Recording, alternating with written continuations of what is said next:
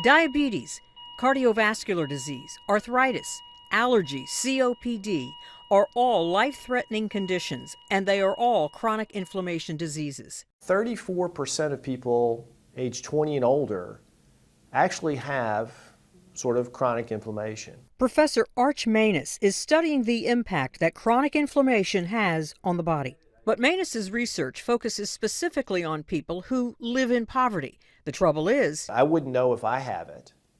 You probably wouldn't know if you have it. in one of the largest studies of its kind, Manus found that people with chronic inflammation who also live in poverty had a 127% increased risk of dying from heart disease and a 196% increased risk of dying from cancer in the next 15 years compared to those who have only one of the risk factors. It should be a bit of a wake-up call. Manus hopes this research will be a call to action for new screening guidelines. It wouldn't be any more complicated than a screening test for high cholesterol or a screening test for high glucose for diabetes. I'm Marty Salt reporting.